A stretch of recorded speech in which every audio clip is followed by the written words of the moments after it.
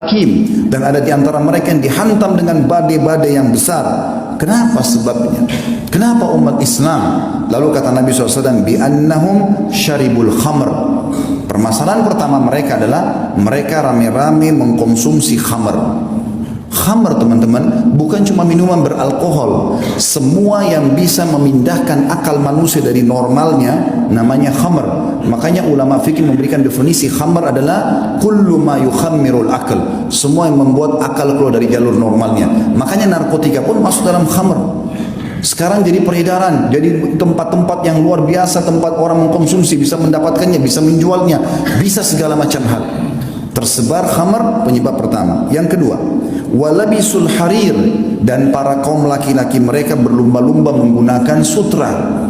Teman-teman sekalian, mohon maaf saya menyampaikan ini.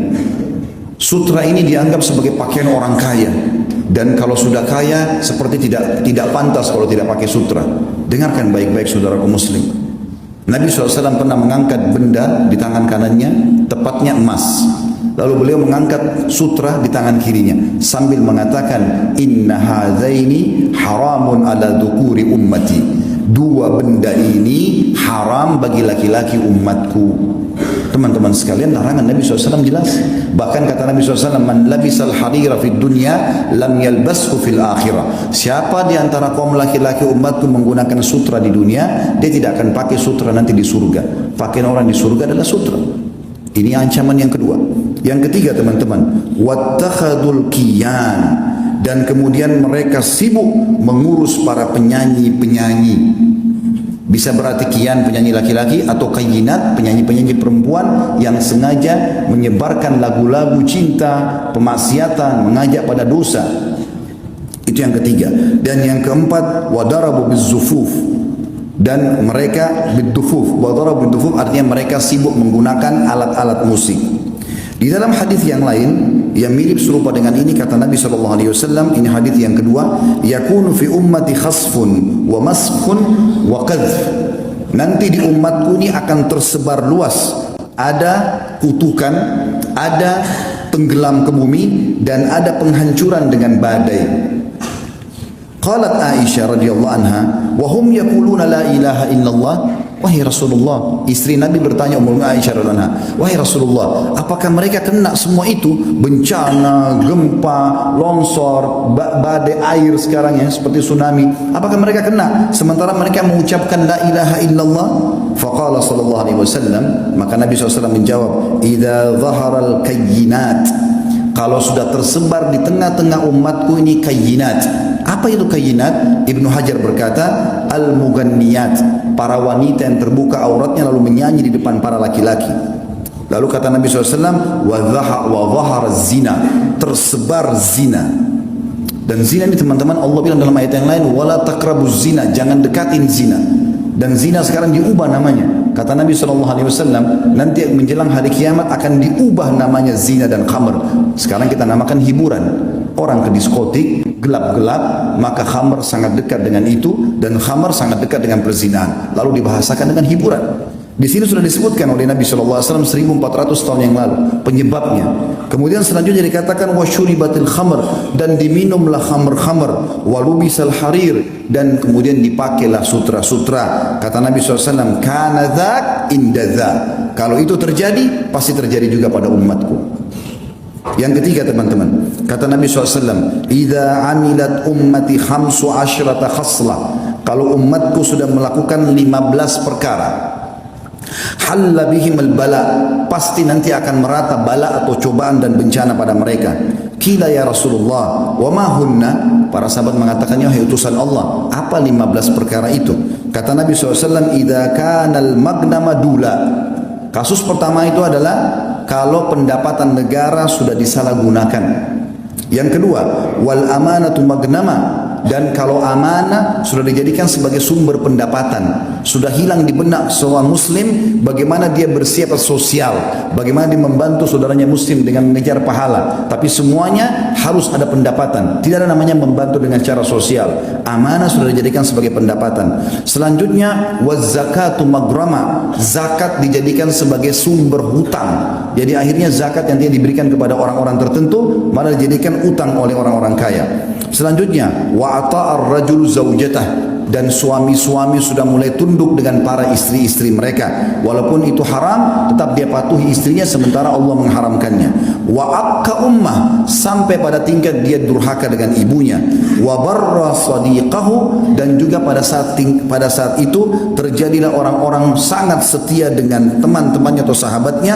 Wa jafa abah, dan dia cuekin ayahnya. Wartafa'atil aswat fil masajid, mulailah masjid digunakan untuk mengangkat suara-suara selain ibadah kepada Allah.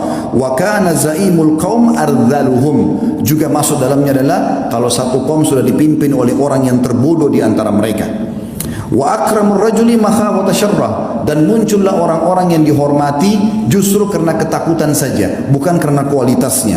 Jadi secara kualitas sudah hilang, ini hanya karena ketakutan masyarakat, maka terjadilah kepatuhan. Wa syuribatil khamr, dan diminumlah khamr. Wa lubisatil harir, digunakanlah sutra-sutra. Wa tukhidatil kiyan, dan para penyanyi menjadi idola dan rujukan. Wa la'ana akhir hadil umma awwalaha, lalu umat ini yang di akhir zaman sibuk melaknat dan menyala-nyalakan umat-umat yang pertama, maksudnya para sahabat Nabi. Ya, mungkin kita sudah tahu sama-sama ada sebagian kelompok yang mengaku Islam sengaja menghina-hina para sahabat Nabi ridwanullahi alaihim yang mestinya jadi rujukan. Maka kata Nabi SAW, fayartakibu inda dhalik, maka pada saat itu mereka akan ditimpa rihan hamra, akan datang pada mereka badai yang membawa kemerahan. Sebagian ulama mengatakan badai pasirnya merah, atau mungkin badai yang mendatangkan kebakaran. Wa khasfan, dan mereka dikutuk. Wa khasfan, itu ditenggelamkan di bumi. Wa maskhan, diubah atau dikutuk. Saudaraku seiman, Allah Subhanahu wa taala mendatangkan peringatan termasuk guntur, petir, apa saja ya yang sering mungkin kita lihat fenomena alam yang manusia tidak bisa melarangnya atau menjangkaunya, gitu kan. Itu semua sebagai peringatan. Ini ayat Al-Quran. Saya dari tadi sebutkan qala Allah, qala Rasul. Allah beriman, Rasulullah bersabda. Perhatikan, ini kekal ditilawkan hari kiamat. Bapak-bapak nanti sebentar kalau bubar Jumat bisa buka surah Isra, surah nomor 17 ayat 59. Allah mengatakan, a'udzubillahi minasyaitonir rajim. Wa ma nursilu bil ayati illa takhwifa. Kami tidak pernah datangkan tanda-tanda dari kami kecuali untuk menakut-nakuti supaya mereka takut. Juga dalam surah yang lain At-Taubah surah nomor 9 ayat 126 Allah berfirman, a'udzubillahi minasyaitonir rajim. Awala yarawna annahum yuftanuna fi kulli amin marratan aw marrataini thumma la yatubuna wa la hum yadhakkarun. Tidakkah mereka itu manusia itu melihat setiap tahunnya kami uji mereka setahun sekali sampai 2 kali, baik di badan mereka dengan penyakit, baik ributnya rumah tangganya, baik keseleo, baik apa saja masalah, atau mungkin masalah lebih umum, semuanya kena masyarakat. Kami uji mereka setiap tahun sekali atau sampai 2 kali agar mereka bertobat dan mereka kembali, tapi sayangnya mereka tidak mengambil pelajaran itu. Juga dalam surah Al-An'am surah nomor 6 ayat 43 Allah berfirman, a'udzubillahi minasyaitonir rajim. Falaula idja'ahum ba'suna tadarra'u walakin qasat qulubuhum wa zayyana lahumus syaitanu ma kanu ya'malun. Andai saja pada saat datang peringatan-peringatan dari kami lalu mereka tunduk dan mereka kembali ke jalan kami, itu akan menyelamatkan mereka. Tetapi sayangnya kata Allah, hati mereka keras dan syaitan menghiasi amal-amal mereka terhadap apa yang mereka lakukan itu. Saudaraku seiman, Allah Subhanahu wa taala kalau menghancurkan kaum itu enggak ada yang bisa selamat. Bukan kita tonton di TV kemarin kejadian tsunami, ada yang lagi duduk di pinggir pantai makan, ada yang lagi ngobrol, ada yang lagi setir mobil. Banyak yang saya temukan waktu kemarin kejadian Palu di Makassar, kami sempat ke sana. Yang saya temui mereka mengatakan lagi duduk sama istrinya, ada yang lagi ngobrol, ada yang lagi telepon, tanpa sadar gempa datang hancur semuanya. Tidak ada kesempatan untuk lari. Jangan kita menganggap bahwasanya kita bisa melarikan diri, teman-teman sekalian. Kalau hukuman Allah sudah datang berbahaya. Apalagi kalau anda dasarnya tahu hukum dan anda tidak ingatkan orang lain. Renungi hadis Bukhari. Nabi SAW mengatakan, pernah satu kali Allah utus Jibril untuk menghancurkan satu negeri. Lalu Jibril berkata, ya Allah, sesungguhnya di negeri itu ada hambamu fulan, ada orang soleh di situ. Lalu Allah SWT mengatakan kepada Jibril, mulai siksaan dari dia, karena dia tidak pernah menyuruh kepada kebaikan, tidak pernah melarang dari kemungkaran. Kita faham, berhentikan orang teman-teman sekalian. Dan ada juga hadis Bukhari, kata Nabi SAW, perumpamaan kalian dengan orang yang berbuat kesalahan ini. Mimbar-mimbar ini berfungsi teman-teman untuk menasihati umat. Maafkan kalau saya harus membahasakan ini. Dan juga teman-teman dai-dai yang lain, para ulama yang lain, para kiai yang lain harus bisa menyampaikan kepada umat. Karena kalau tidak amar ma'ruf nahi mungkar akan merata semuanya. Kata Nabi SAW, perumpamaan kalian dengan orang-orang yang berbuat mungkar seperti orang yang di atas satu bahtera. Kalian ada di atas, mereka ada di bawah. Setiap kali mereka mau ambil air, mereka harus naik ke atas. Kalau di kantor, di instansi, di sebuah rumah, di komplek perumahan, di sebuah negara, ada orang-orang yang taat kepada Allah, selalu ingatkan, ini gak boleh loh, haram, ini harus dikerjakan loh. Maka ini mengganggu orang-orang yang berbuat kemaksiatan. Perumpamannya, orang soleh ada di atas kapal, orang yang fasik ada di bawah. Mereka setiap mau ambil air, mau aktivitas, mereka harus naik ke atas.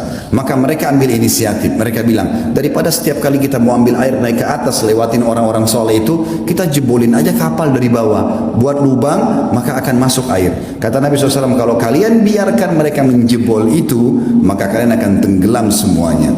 Teman-teman, kalau azabnya Allah datang, semuanya kena. Maka jangan tunggu itu terjadi, saudaraku seiman. Aqulu qauli hadza, saya sudah mengucapkan perkataan saya ini, wa astaghfirullah li wa lakum, dan saya beristighfar kepada Allah dan mengajak jemaah untuk istighfar kepada Allah. Fastaghfiruhu innahu huwal ghafurur rahim.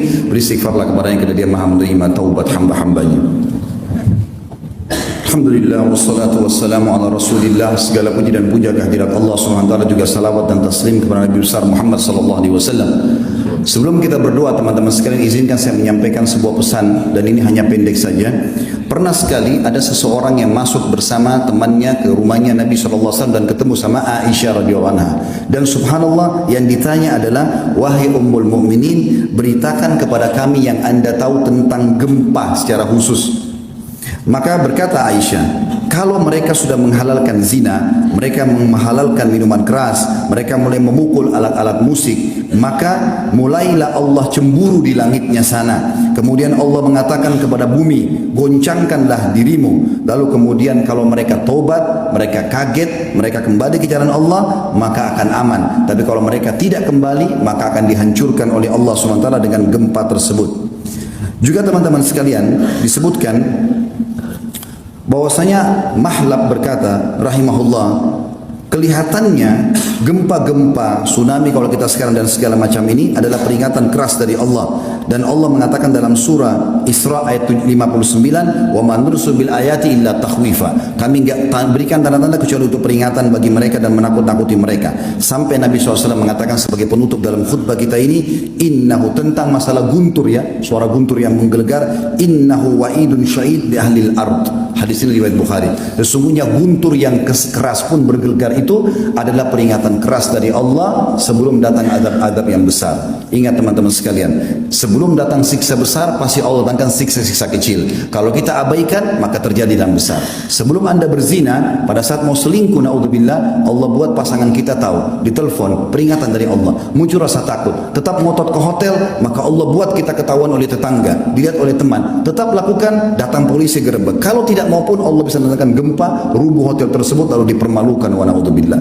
Maka hati-hati teman-teman, sadarlah, orang yang cerdas sampai peringatan di kupingnya diambil sebagai pelajaran, dan orang yang tidak cerdas justru orang yang mengabaikan, menganggap oh begitu saja ya, maka akan datang peringatan yang lebih keras lagi. Kalau lisan tidak bisa mengingatkan, maka akan datang hukuman untuk menyiksa fisik seseorang sehingga dia baru sadar di jalan Allah Subhanahu wa taala.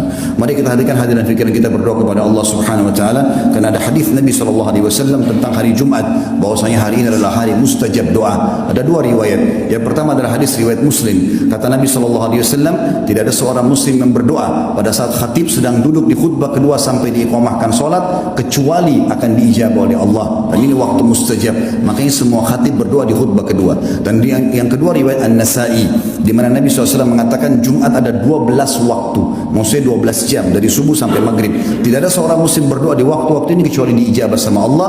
Dan perbanyak doa selepas asar sampai maghrib. Walaupun semua mustajab, tapi ini waktu-waktu yang lebih diprioritaskan sekarang dan juga habis asar nantinya. Mari kita hadirkan hati kita untuk berdoa kepada Allah SWT, semoga Allah ijabah. Alhamdulillahi Rabbil Alamin. Kami memuji-Mu ya Allah sebagaimana layak Kau dipuji sebagai pencipta. Kami sangat yakin Engkau melihat kami karena sifat-Mu adalah maha melihat. Engkau mendengar kami karena Engkau maha mendengar, dan Engkau mengetahui semua yang di pikiran kami, di hati kami, dan apa yang kami rencanakan dan belum kami rencanakan, karena Engkau maha mengetahui. Kami memuji Allah sampai Engkau ridho dan sampai Engkau menerima semua puji-pujian kami, dan kami mengucapkan salam hormat kami kepada utusanmu Nabi besar Muhammad sallallahu alaihi wasallam sebagaimana Engkau perintahkan kepada kami. Ya Allah, kami tidak berkumpul di salah satu rumahmu ini kecuali karena ingin menjalankan kewajiban yang telah Engkau perintahkan. Maka kami memohon kepadamu, terimalah seluruh amal soleh yang pernah kami kerjakan, sunnah ataupun wajib, kami ikhlas ataupun kurang ikhlas yang sedang kami kerjakan dan yang akan kami kerjakan sampai menjelang ajal datang nanti. Ya Allah, semua dosa yang kami pernah lakukan, besar ataupun kecil, sengaja tidak sengaja, samar ataupun nyata, juga kedua orang tua kami, seluruh kerabat kami, maka maafkanlah ya Allah, ampunilah kami dan ampunilah seluruh muslimin dan muslimat, mukminin dan mukminat yang hidup dan juga yang sudah meninggal. Ya Allah, berkahilah negeri kami ini, jadikan negeri Indonesia menjadi negara yang aman, tentram, damai, seluruh umat Islam di bawah naungan ukhuwah Islamiyah. Angkat perselisihan di antara mereka dan kembalikan mereka kepada Al-Quran dan Sunnah. Ya Allah, lunasilah utang negara kami ini, bukalah berkahnya dari seluruh penjuruhnya, dan berikanlah kepada kami pemimpin muslim yang baik, yang adil, kembali kepada Al-Quran dan Sunnah, dan sebarluaskanlah keadilan dan kemakmuran di negeri kami, dan jadikan negeri Indonesia sebagai contoh bagi negara-negara yang lain. Ya Allah, tolonglah saudara kami di Palestina, di Syria, di Yaman, di Irak, di Myanmar, di Cina, dimanapun yang sedang tertindas. Ikhlaskan niat mereka, terima para syuhada mereka, mulakan Islam di tangan mereka dan tangan kami semua, dan juga ikut sertakan kami bersama mereka di pahala, baik dengan doa, dengan harta, juga dengan jiwa kami. Rabbana atina fid dunya hasanah wa fil akhirati hasanah wa qina adzabannar wa adkhilnal jannata ma'al abrar.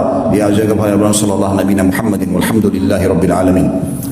Inna Allah ya'muru bil adli wal ihsan. Sadarilah saudaraku, Allah selalu menyuruh kita berbuat kebaikan dan keadilan. Wa yanha 'anil fahsya'i wal munkari wal baghi. Allah larang perbuatan mungkar, keji dan maksiat. Ya'idukum la'allakum tadhakkarun. Itu peringatan dari Allah, jadikan sebagai prinsip hidup kalian. Fadhkurullahal 'azima yadhkurkum. Ingatlah selalu kepada Allah, Allah ingat kepada kalian. Washkuru 'ala ni'ami yazidkum. Syukuri nikmatnya, dia pasti akan tambah. Wala dzikrullahi akbar. Mengingat Allah adalah amal yang paling besar. Wa aqimis shalah, dan dirikanlah salat. Cuman kalau memang sudah saatnya, ya saatnya, gitu kan. Seperti itu gambarannya. Dan tentu apa yang akan kita sampaikan, dipaparkan di buku ini, belum semua kisah Umar ternukilkan. Jadi bukan mustahil ikhwah-ikhwah sekalian, kalau anda pernah mendapatkan kisah lain tentang Umar asal riwayatnya sahih, itu tidak ada masalah. Karena cukup banyak riwayat yang dinukil, yang memang belum dinukil sini. Di antaranya ada kisah Umar bin Khattab dengan Rahib, seorang pendeta Yahudi yang masuk Islam akhirnya karena sifat Nabi SAW. Dan ini sudah saya sebutkan di bahasan pada saat menjelaskan tentang kelebihan Nabi SAW.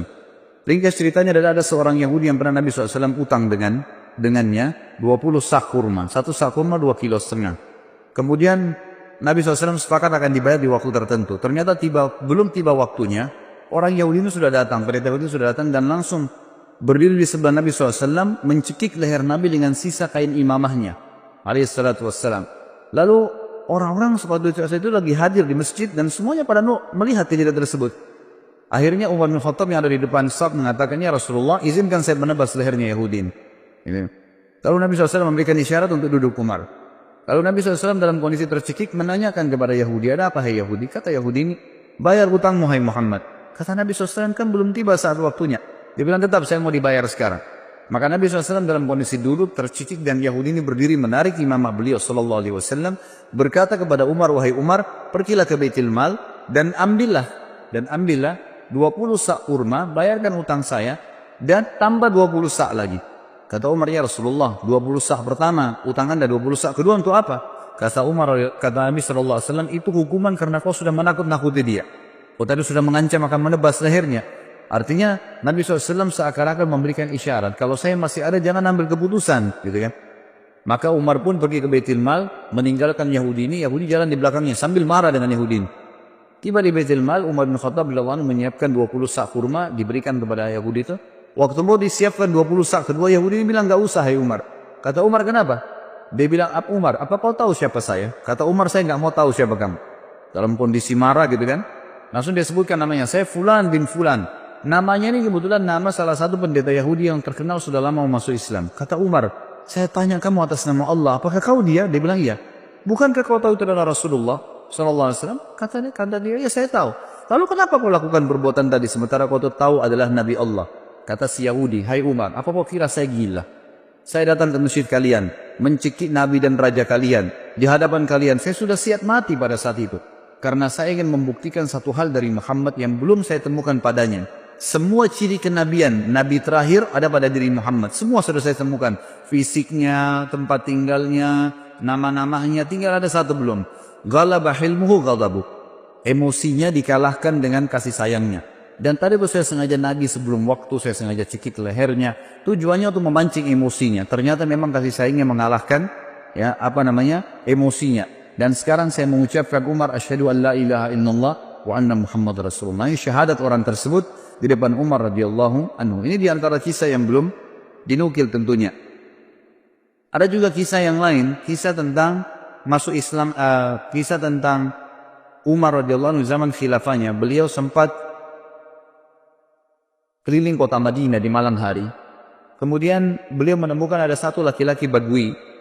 Laki-laki Badui ini kebetulan lagi menancapkan tali kemahnya sambil memikatkan dengan tali untahnya. Dan di dalam kemahnya ada suara rintihan perempuan yang sedang menangis. Maka Umar pun lewat dan berkata setelah memberikan salam, wahai laki-laki, hai rajul, bahasa Arabnya, wahai rajul, siapa kamu ini? Dia mengatakan, saya lihat orang musafir dari Badui padang pasir lagi lewat. Malam kemalaman saya lihat ada tanah kosong, saya tebar kemah saya mau menginap di sini. Kata Umar, suara siapa tuh rintihan dalam kemahmu? Dia bilang, sudahlah saudaraku, pergilah, tidak usah campurin itu. Kata Umar, mungkin saya bisa bantu. Kata orang itu suara istri saya yang mau melahirkan, tapi tidak ada yang bantu. Saya nggak tahu bagaimana melahirkan perempuan, dan juga tidak ada wanita yang saya kenal di Madinah bisa minta bantuan. Apalagi itu tengah malam. Dan sebagian ulama menukil kisah ini di tahun 23 Hijriah, tahun terakhir Umar radhiyallahu anhu hidup. Dan juga pada saat itu tengah malam, di awal malam, itu sekitar jam 12 malam gitu kan. Jam 11, jam 12 malam yang orang waktu itu sudah tidur semua. Jadi ini Umar bin Khattab sedang mengontrol, mengawasi sendiri. Ringkas cerita adalah Umar bin Khattab lalu berkata kepadanya, maukah kau saya datangkan seorang wanita dari Madinah yang bisa membantu istrimu melahirkan? Dia bilang mau. Perlu jemaah tahu bahwasanya laki-laki Badui ini belum tahu kalau ini Umar bin Khattab, belum tahu kalau ini khalifah.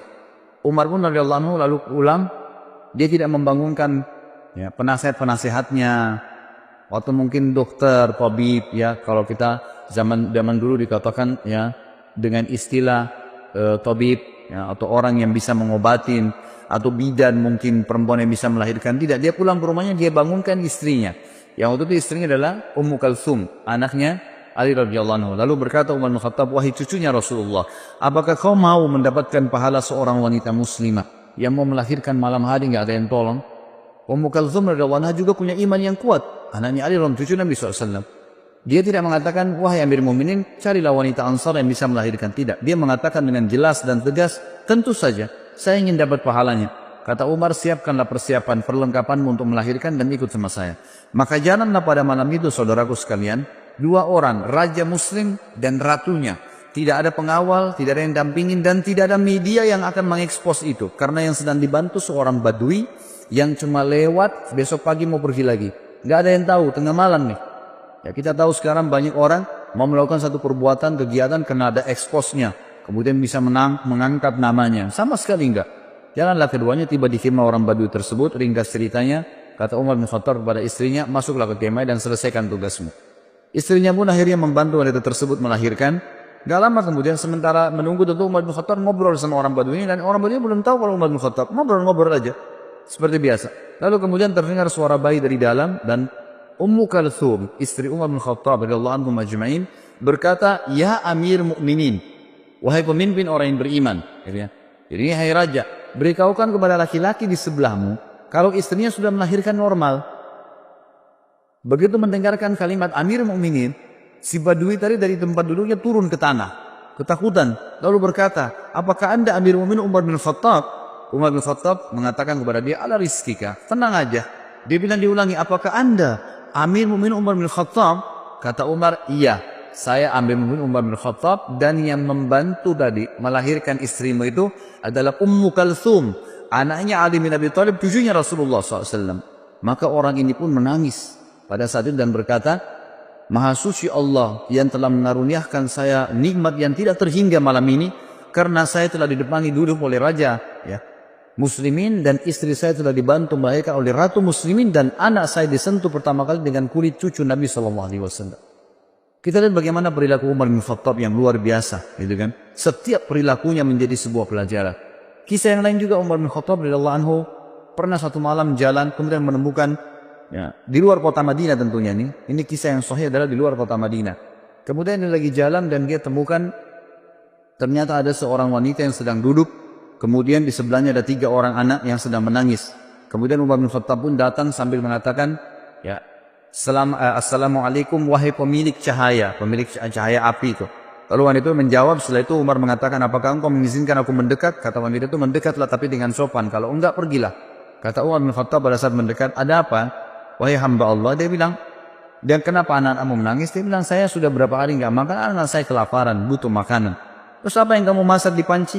Yang saya masak di panci sebuah batu yang saya masukkan supaya anak-anak saya kira saya masak, dan ini sudah 3 hari berjalan. Sementara Amir Mukminin tidak perhatian kepada kami.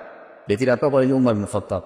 Lalu Umar pun berkata kepada temannya, kalau tidak salah itu bersama dengan Ubay bin Ka'ab. Mereka berdua lalu menuju ke Baitul Mal, mengambil kebutuhan muslimin, dipikul. Kemudian Umar berkata, angkatlah ke pundakku. Kata Ubay, biar saya yang angkat Amir Mukminin. Kata Umar, angkat ke pundakku sampai 3 kali.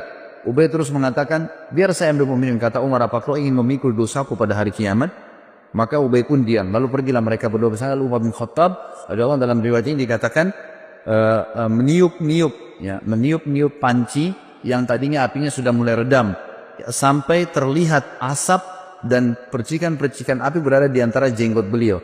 Dan waktu itu Umar bin Khattab memiliki jenggot yang sama Nabi SAW sampai ke dadahnya radhiyallahu anhu. Kemudian beliau meniup-niup di tengah malam, seorang raja meniup api panci untuk memasakkan masyarakatnya. Setelah terbakar api tersebut, lalu Umar bin Khattab mengatakan kepada ibu tersebut, taburilah gandum di atas air. Lalu Umar yang mengaduknya. Terus diaduk sampai menjadi kental, menjadi makanan. Ditaruhlah garam, ditaruhlah segala kebutuhannya. Kemudian setelah itu diberikanlah makan oleh Umar bin Khattab. Dikatakan, berikan saya nampan, dikasih nampan, ditumpah. Kemudian diberikan makan anak-anak tersebut sampai semua kenyang. Setelah kenyang, kata Umar, ambillah ini semua. Lalu ibu tersebut berkata, sungguh demi Allah kau lebih baik daripada Amir Mukminin. Ya tidak tahu kalau ini Umar bin Khattab. Kata Umar, janganlah berkata begitu wali ibu. Kalau kau satu waktu bertemu dengan Amir Mukminin, kau pasti akan menemukan saya ada di sana. Gitu kan? Hanya begitu saja. Lalu Umar bin Khattab memegang tangan Ubay, sama-sama keluar. Kata Ubay, waktu Umar bin Khattab, Amir Mukminin meninggalkan tempat tersebut, lalu dia menyelip di antara semak belukar seperti binatang buas yang sedang mengintai mangsanya. Jadi dia dengan teliti ke arah ibu tadi sama anak-anak itu. Lalu setelah itu dia lihat anak-anak tersebut yang tadinya nangis, tidur, bangun, bermain, ceria, gitu kan. Lalu Umar bin Khattab mengangkat kepalanya, ya seakan-akan berhenti untuk memata-matai dan berkata, segala puji bagi Allah yang selamatkan saya dari orang-orang ini yang akan menuntut saya pada hari kiamat. Perilaku yang sangat luar biasa dari seorang yang beriman kepada Allah subhanahu wa ta'ala. Dan cukup banyak kisah yang berhubungan dengan hal-hal yang seperti ini. Umar bin Khattab radhiyallahu anhu juga pernah memberikan pelajaran tentang masalah takdir. Sebagaimana dinukil dalam banyak riwayat-riwayat sahih, teman-teman yang pegang buku bisa di halaman 276 sampai 277, kisah yang berhubungan dengan masalah itu. Umar bin Khattab radhiyallahu anhu pernah menuju ke negeri Syam, dan di negeri Syam itu ternyata ada satu wilayah yang akan dimasukin, terkenal ada penyakit taun. Ya, sebelum keluar ke negeri Syam, masih dari kota Madinah, gitu kan. Riwayat sahih menjelaskan masih di kota Madinah. Lalu pada saat itu ada seorang panglima perang, Abu Ubaidah bin Jarrah radhiyallahu anhu, yang terkenal juga, salah satu yang terkenal, Amin Hadil Ummah, orang yang paling terpercayanya umat Islam, gitu ya. Waktu itu Umar bin Khattab mengatakan, waktu mau keluar, dikatakan negeri yang Anda mau pergi ini oleh sebagian sahabat ada penyakit taun. Taun itu penyakit yang memang Nabi SAW larang kita masuk ke sana kalau ada penyakit itu. Dan kalau kita sedang ada di satu lokasi yang ada penyakit itu, maka otomatis kita dilarang keluar. Ini khilaf di antara ulama tentang masalah bahasa Indonesia itu penyakit ini. Ada yang mengatakan kusta, ada yang mengatakan menyebutkan beberapa jenis penyakit, tapi saya tidak terlintas sekarang nama-namanya. Ringkas cerita adalah Umar bin Khattab mengatakan, kalau begitu kita urunkan niat dulu, jangan dulu pergi. Lalu Abu Ubaidah radhiyallahu anhu datang mengatakan, wahai Amir Mukminin, apakah Anda lari dari takdirnya Allah? Kata Umar bin Khattab, saya lari dari takdir Allah ke takdir Allah yang lain.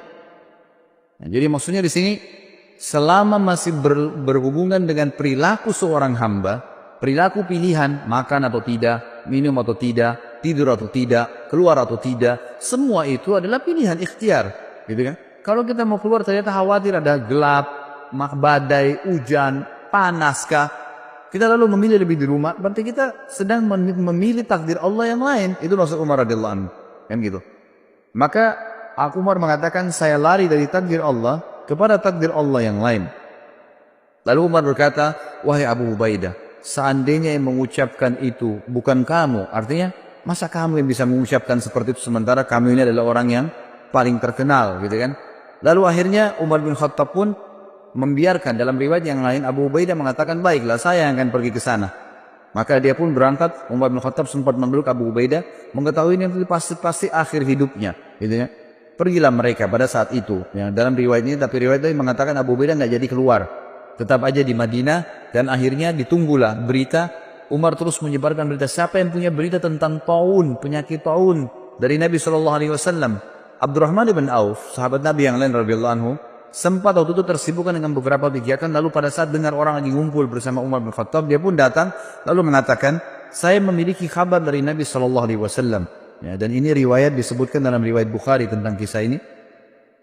Dia mengatakan, aku mendengarkan Nabi SAW bersabda, idza sami'tum bihi bi ardin fala tuqaddimu alaih, wa idza waqa'a bi ardin wa antum biha fala takhruju firaran minhu.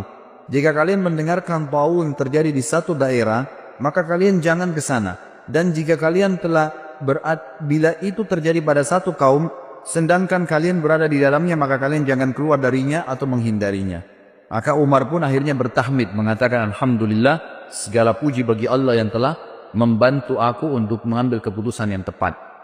Juga Bapak Ibu sekalian, ada kisah yang menarik tentang, atau syubhat seringkali kalau Anda baca buku sejarah, Anda temukan tentang ada sering ahli-ahli sejarah Islam juga menulis buku yang mereka mengatakan Umar bin Khattab tidak menyenangi Khalid bin Walid. Tidak menyenangi Khalid bin Walid. Terbukti Umar bin Khattab melenserkannya dari jabatannya sebagai pimpinan perang. Penulis buku ini meluruskan masalah itu. Beliau mengatakan ini pemahaman yang salah. Umar bin Khattab mencopot Khalid bin Walid dari jabatannya bukan karena Umar bin bencinya. Dan nanti akan beliau katakan bukti. Tetapi Umar bin Khattab sendiri menyebutkan dalam riwayat, ya ini disebutkan dalam Tarikh At-Tabari, ya, disebutkan oleh penulis buku menukil dari situ ya. Beliau mengatakan Umar sempat berkata, sesungguhnya aku tidak mencopot Khalid karena kemarahan atau pengkhianatan, tapi orang-orang telah terfitnah olehnya. Aku khawatir mereka akan disandarkan kepadanya. Maksudnya nanti orang-orang menganggap Khalid bin Walid jadi penyebab menang perang. Jadi fitnah, orang sudah tidak bergantung lagi sama Allah. Maka aku copot gara-gara itu.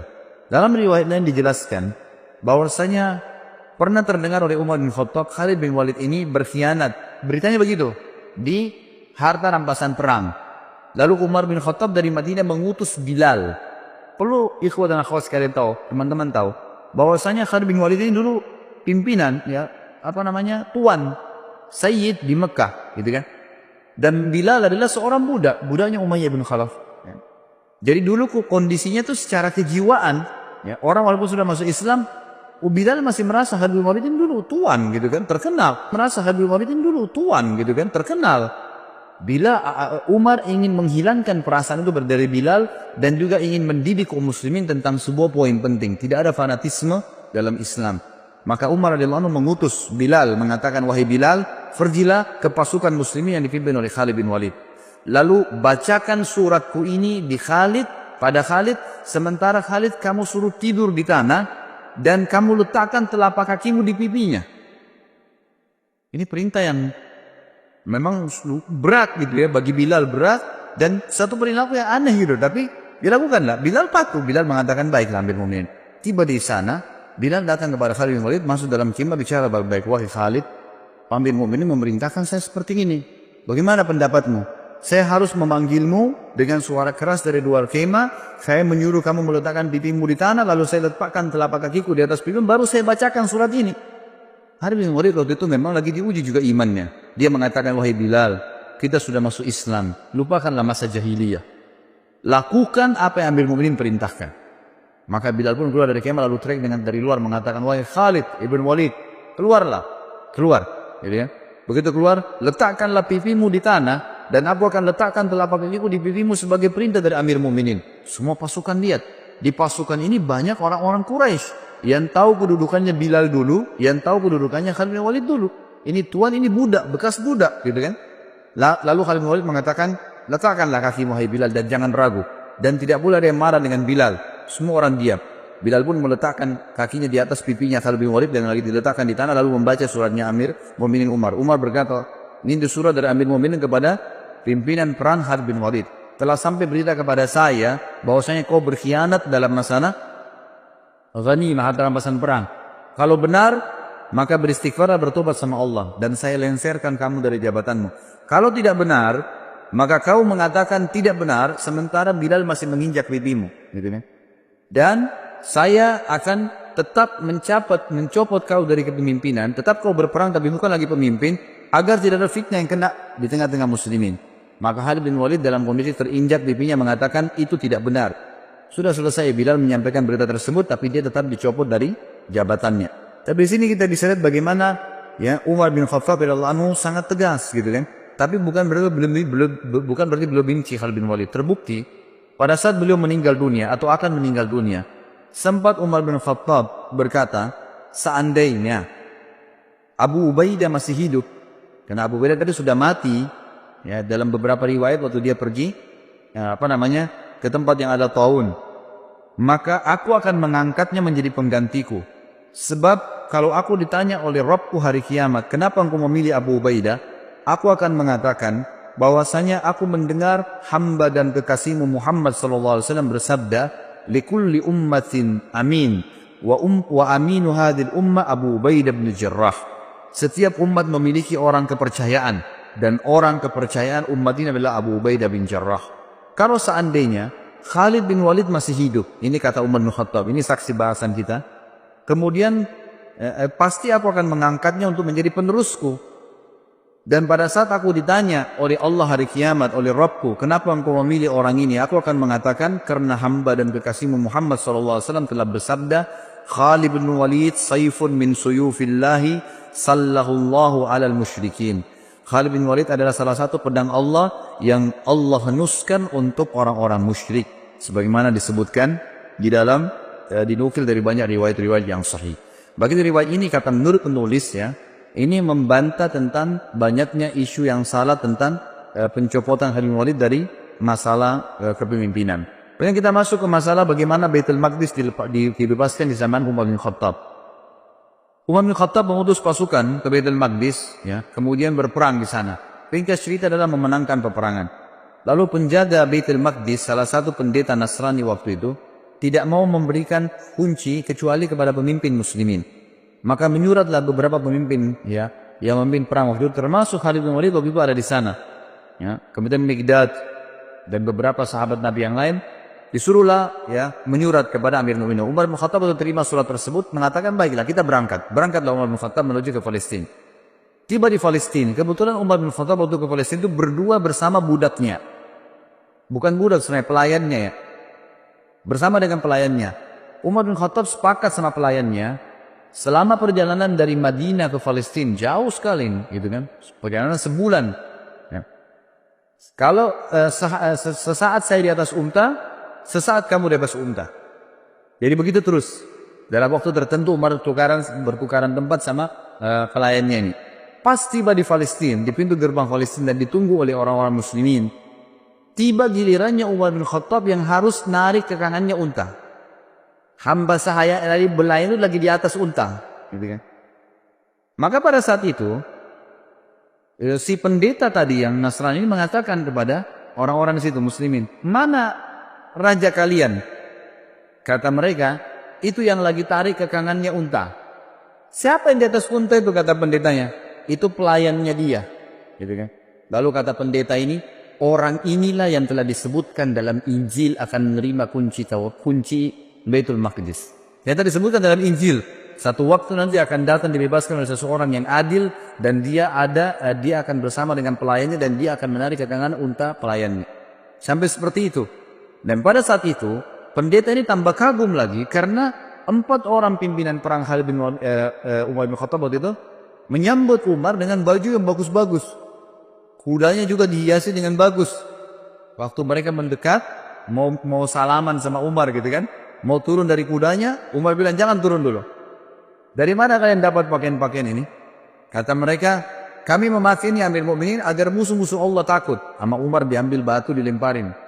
Semuanya dilemparin sama Umar. Gitu ya. Kata Umar, baru saja Allah bukakan kalian sedikit wilayah. Kalian sudah memakai baju-baju yang mewah. Buka, disuruh ganti baju yang dulu. Gitu kan. Sampai akhirnya mereka membuka bajunya. Pendeta itu pun akhirnya kaget melihat perilaku Umar bin Khattab. Nggak ada raja di dunia seperti ini gitu. Nah ini diantara hal yang terjadi di Baitul Maqdis. Dan beliau sempat masuk di Baitul Maqdis. Kemudian beliau menanyakan kepada seorang rahib di situ pada saat itu bernama Ka'ab al-Ahbar. Ya, dia kemudian menunjukkan, ya, menurut di riwayat ini dikatakan Umar bertanya padanya, di mana menurut riwayat dalam Injil pun, ya, bahwasanya Nabi terakhir Muhammad SAW masuk di Baitul Maqdis dan mereka punya berita itu. Mereka mengatakan dari pintu ini. Maka Umar pun masuk di situ. Kemudian Umar bin Khattab mengerjakan sholat di situ. Ini termasuk. Kemudian pelajaran yang lain juga disebutkan oleh beliau adalah sikap yang diambil menjadi hukum pada saat terjadi Amu Ramada. Ramada ini masa peceklik, kering sekali Madinah. Ya, sampai Umar tadi mulai zuhud, lebih zuhud lagi, tidak makan kecuali nasi sama roti sama minyak, dan itu membuat kulitnya sampai jadi hitam. Tapi ada sebuah pelajaran. Waktu itu Umar bin Khattab mengumpulkan masyarakat Madinah, kemudian mengajak mereka sholat istisqa. Pada saat diajak sholat ini riwayat Bukhari ya, pada saat diajak sholat istisqa, Umar bin Khattab memberikan pelajaran lagi kepada kita semua. Dia berkata dengan suara keras selesai sholat, mengatakan, ya Allah, dulu jika kami tertimpa kekeringan, maka kami bertawassul kepadamu dengan doa nabimu. Lalu engkau menurunkan hujan kepada kami. Sekarang nabi kami sudah mati. Maka kami bertawassul kepadamu dengan doa pamannya. Itu Abbas radhiyallahu anhu. Maka berilah kepada kami hujan. Kemudian Umar meminta Abbas untuk berdoa kepada Allah subhanahu wa ta'ala. Lalu Abbas pun berkata, ya Allah, sebuah bencana telah menimpa, ya, sebuah bencana tidak menimpa kecuali karena adanya dosa. Ia tidak terangkat kecuali dengan taubat. Orang-orang memintaku menghadap kepadamu karena kedudukanku di sisi nabimu Muhammad SAW. Ini adalah tangan-tangan kami terangkat kepadamu dengan dosa-dosa. Sedangkan ubun-ubun kami kepadamu dengan taubat. Turunkanlah hujan buat kami. Maka tiba-tiba mendung dan turunlah hujan dengan lebat. Tapi ulama mengatakan dari riwayat ini diambil pelajaran besar, bahwasanya ya Umar bin Khattab ingin menitikberatkan tidak boleh lagi bertawassul dengan Nabi SAW sementara beliau sudah mati.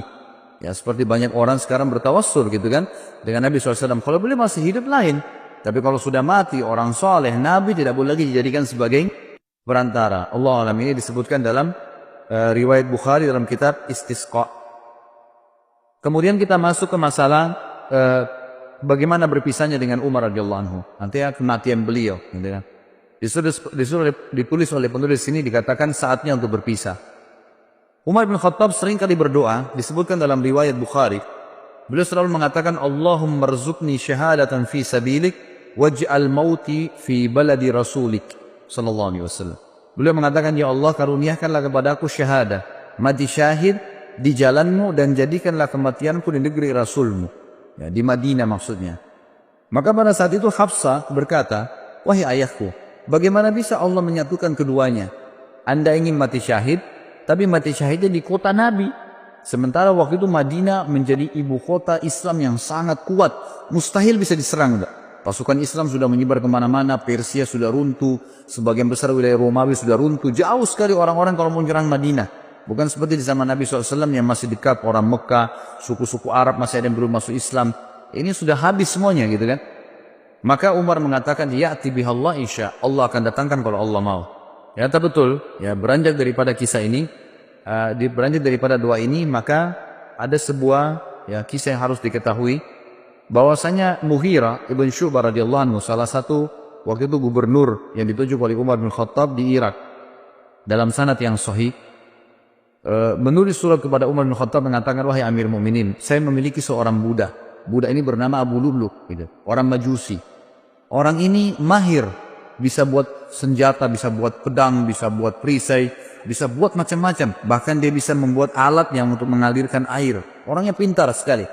Izinkanlah dia masuk ke Madinah, wahai amirul mukminin. Waktu itu Umar bin Khattab tidak pernah mengizinkan orang-orang yang belum masuk Islam itu masuk ke Madinah. Kalau sudah masuk Islam lain. Kalau belum masuk, tentu belum masuk Islam, gitu kan? Dimasukkan untuk membantu muslimin agar bermanfaat. Dan Umar bin Khattab menolak awalnya. Kedua, Mughirah bin Syu'bah terus mendesak sampai hanya Umar bin Khattab izinkan. Waktu itu Mughirah bin Syu'bah meminta bayaran dari budaknya ini setiap hari kalau nggak salah 100 dirham pembayaran dari hasil kerjanya, gitu kan? Maka dia pun datang Abu Lulu kepada Umar mengatakan, wahai amirul mukminin, ini Mughirah menyiksa saya. Banyak yang diminta 100 dirham. Padahal ini kecil untuk hasil dia. Kata Umar, 100 dirham kecil dari pendapatan kamu yang kamu lakukan. Begitu banyak pendapatan yang didapatkan, bisa masuk sampai ribuan dirham dalam sehari. Maka itu kecil sekali. Dia pun akhirnya jengkel dengan Umar bin Khattab dan ini awal masalah. Maka dia pun akhirnya setiap kali ketemu Umar marah. Kesannya kayak marah gitu. Ya, kenapa Umar bin Khattab tidak membela dia? Lalu satu waktu Umar lagi lewat dan berkata, apa yang kamu lakukan? Dia mengatakan, saya sedang mempersiapkan sesuatu, wahai amirul mukminin, untuk Anda yang umat Islam tidak akan lupakan. Gitu kan? Orang-orang tidak paham begitu. Lalu Umar bin Khattab berkata kepada orang sekitarnya, kayaknya hamba saya ini sedang mengancam saya. Dia berusaha untuk membunuh saya. Ya, akhirnya dia membuat pisau khusus yang sangat kuat dan bermata dua. Dia pun akhirnya pada saat Umar bin Khattab masuk ke masjid, waktu itu menjelang sholat duhur, dan dia pun menyelip masuk di shaf, dan baru saja Umar bin Khattab takbir sudah ditusuk oleh Abu Lu'lu'. Begitu ditusuk, orang-orang tidak tahu. Terutama di sisi kanan kiri masjid. Tidak ada yang tahu. Yang tahu cuma di belakang ya Umar bin Khattab, dan itu adalah Abu Musa al-Ash'ari radhiyallahu anhu ajma'in. Lalu kemudian Umar bin Khattab tertusuk dan sempat terdengar suara mengatakan, Umar mengatakan, aku telah dibunuh oleh anjingnya Majus. Maksudnya si Abu Lu'lu' itu. Lalu Umar bin Khattab jatuh dan Abu Musa yang mendekati Umar, lalu Umar memegang tangannya sambil berkata, ya lanjutkanlah sholat wahai Abu Musa, jadi imamlah kamu. Kemudian Abu Lu'lu' ini karena panik dan di sekitar Umar yang di saf-saf yang dekat tahu kalau dia sedang menusuk, maka dia berusaha menusuk semua orang yang di sekitar dia sampai dia melukai 13 orang. Dan 3 orang sempat mati terbunuh bersama Umar, tentunya mati syahid nanti berempat, gitu kan? Tapi 3 orang ini mati di masjid, yang 10 orang luka parah gitu. Nah pada saat ada kejadian tersebut, sahabat sudah tahu kalau ini orang membunuh amirul mukminin, menusuk, maka dia melemparkan jubahnya ke arah wajahnya sehingga tidak melihat dan dikeroyokin. Pada saat itu dia tahu dia akan mati, lalu dia mengambil pisau tersebut dan menusukkan ke lehernya sendiri. Meninggallah Abu Lu'lu' ini, dalam kisah sahih ini disebutkan. Dan ini yang luar biasanya, semoga Allah berikan hidayah ya, kita tetap masih mendoakan. Di Iran sekarang ini, dibangun sebuah kuburan, dinamakan kuburannya Abu Lu'lu'. Ya, dan dianggap Abu Lu'lu' seorang pahlawan orang-orang Syiah itu karena berhasil membunuh Umar bin Khattab radhiyallahu anhu. Ini luar biasa. Ya, pembunuh amirul mukminin yang terkenal dengan kesolehannya, jaminan surga dari Nabi SAW, berapa banyak hadis yang kita sebutkan.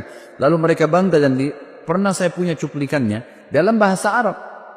Mereka melanturkan bahasa Arab, orang-orang Persia itu mengatakan artinya begini, ya Allah bangkitkanlah kami bersama pejuang Abu Lu'lu' di hari kiamat, naudzubillah. Berarti termasuk bersama-sama di neraka karena berhasil membunuh Umar yang mereka anggap orang kafir.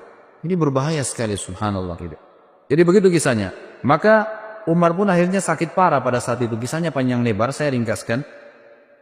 Umar pun akhirnya sakit parah pada saat itu. Kemudian Umar bin Khattab berkata kepada Abu Musa al-Ash'ari, coba lihat siapa yang menusuk saya. Waktu itu mereka belum tahu, masih simpang siur beritanya gitu kan. Sahabat-sahabat di kiri kanan saf masih mengatakan subhanallah, subhanallah. Mereka nggak tahu karena suara Umar tiba-tiba hilang.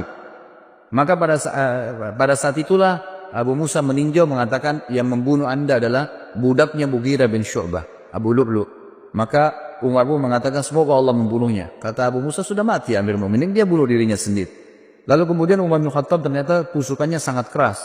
Dari belakang di sisi kanan perut itu saking tajamnya pisau itu dan tebal gitu kan, sehingga pada saat ditusuk dan memang dia niat membunuh, ditusuk sampai tembus ke depan perutnya Umar radhiyallahu anhu. Jadi lubang dari belakang sampai ke depan.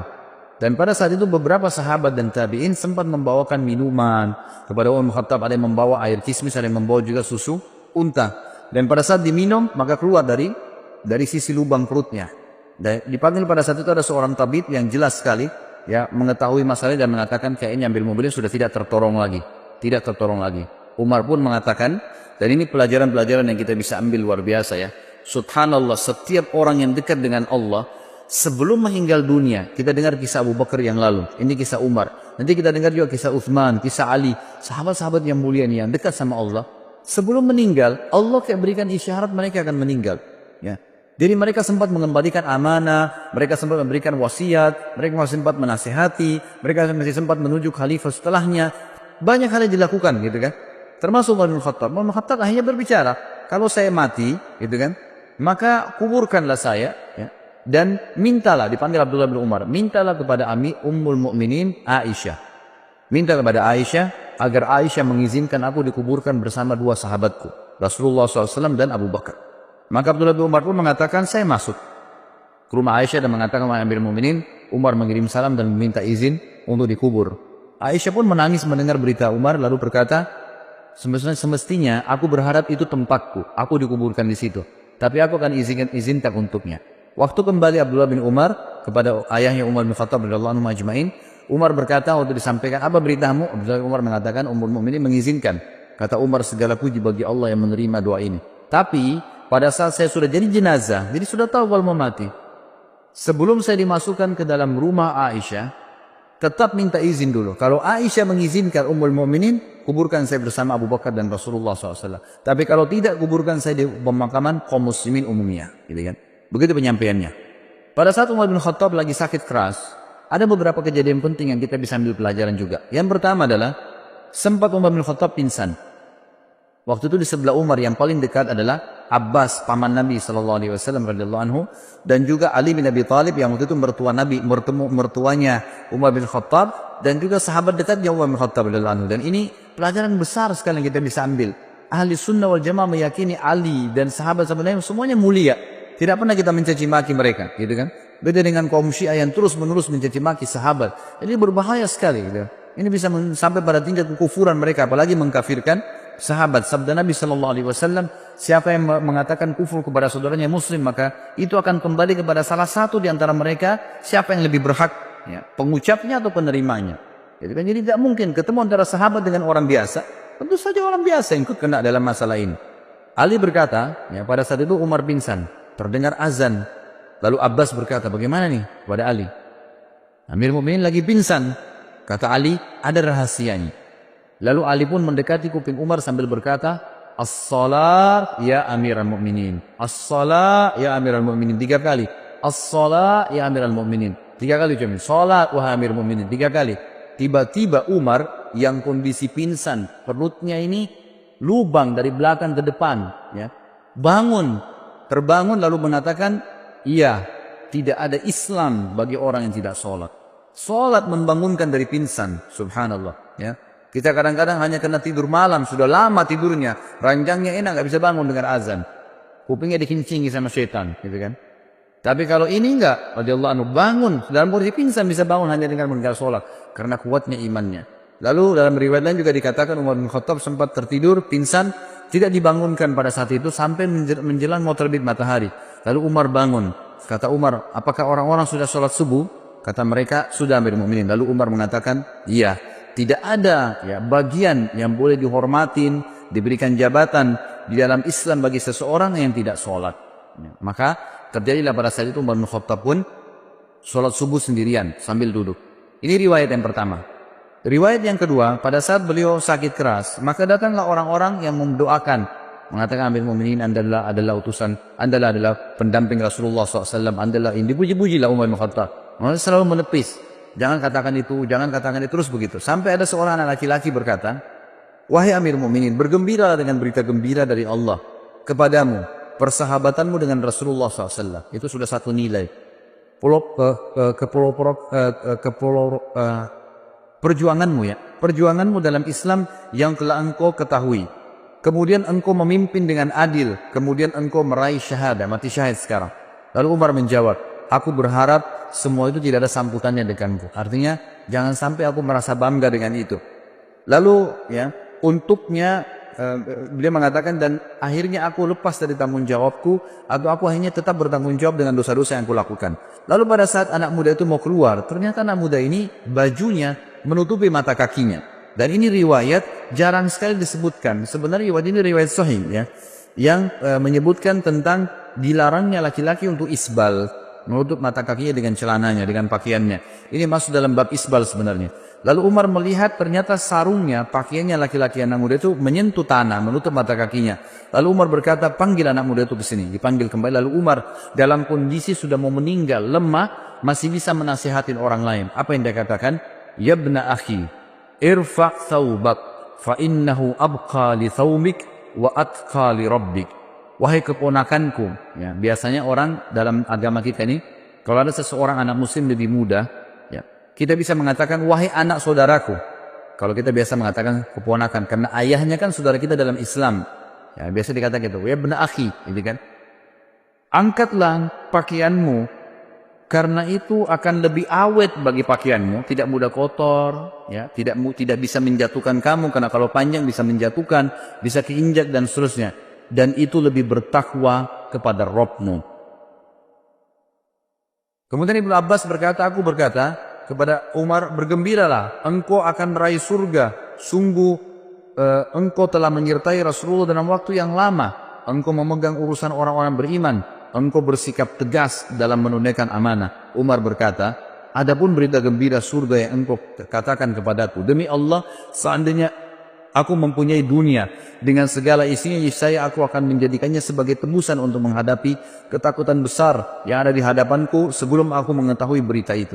Maksudnya, aku akan, ya, belum bisa aku mengatakan itulah pegangan itu, jadikan pegangan surga itu. Walaupun sudah dijamin oleh Nabi SAW. Kalau seandainya aku punya dunia dan seluruh isinya, aku akan jadikan sebagai tebusan agar bisa mendapatkan surga itu. Adapun ucapanmu bahwasanya aku telah memegang urusan umat Islam, demi Allah aku berharap bahwa hal itu tidak ada sangkutannya denganku. Untung ruginya tidak ada hubungannya denganku. Adapun yang engkau katakan bahwa aku telah menyertai Nabi SAW, maka hal tersebut benar. Hal tersebut benar. Ini diriwayatkan oleh Imam Ahmad dalam musnadnya.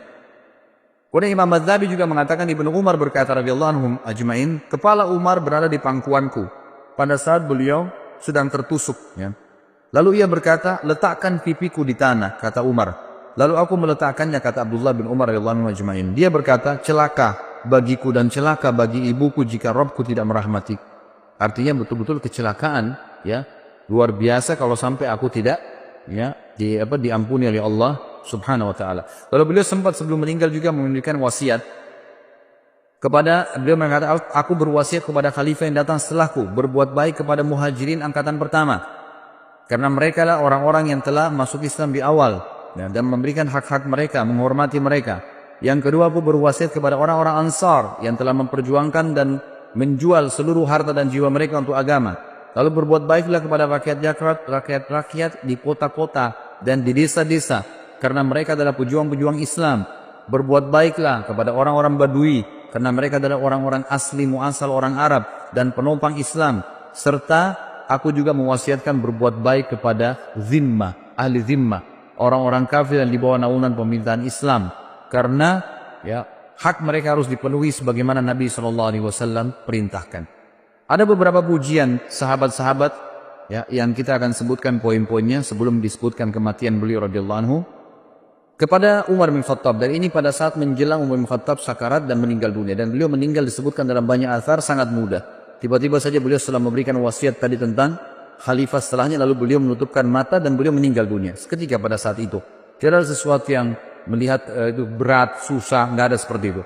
Lalu pada saat itulah puji-pujian harum dari para sahabat datang kepada beliau. Jadi semenjak mereka lihat Umar sudah mulai melemah, sudah mulai ada puji-pujian yang keluar sampai beliau, ya, dimakamkan.